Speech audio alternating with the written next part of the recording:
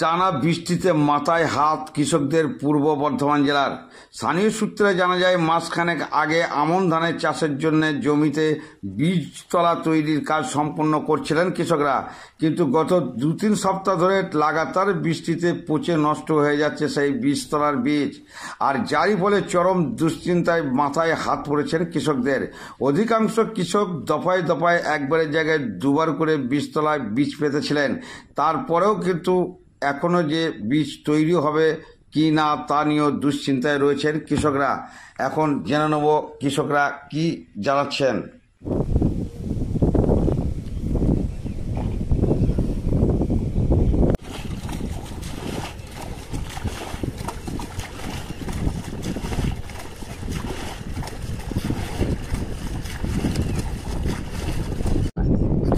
আমাদের সমস্যা হচ্ছে এই রাত প্রতিদিন সকালে সন্ধে বিকালে সবসময় বৃষ্টি হচ্ছে, বৃষ্টিতে বীজ নষ্ট হয়ে গেল।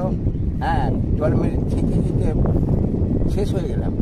কী করবো, না বীজ না হলে আমরা চাষ করে খাবো কী করে? হ্যাঁ, এই আগামী দিনে আমাদের কী করে যে সংসার চলবে সেইটাই চিন্তা আমাদের। 80% লোকের একই অবস্থা। হ্যাঁ, 80% কৃষকের বীজের পরিস্থিতি খুব খারাপ। হ্যাঁ, বীজ বাউলি না হলে চাষ করে খাবে কী করে মানুষ? আমাদের সীমিত সব 5 বিঘে 7 বিঘে করে জমি জায়গা করে আমাদের দিন চলবে না। না, কোনো বছর এরকমভাবে একটানা এই 20-25 দিন পানি হওয়া দেখিনি। সময়ে চাষ কী করে হবে? বীজের অবস্থা কেমন? বীজে ধরুন ওই প্রায় 7,000-8,000 টাকা খরচা হয়। 1 বিঘে বীজের জন্য 2,000 টাকা খরচ হয়। অনেকেই দেখলাম যে দুবার করে বীজ তারা আবার ফেলছে, তাতে কি সেটা টাইমে হবে বলে মনে হচ্ছে?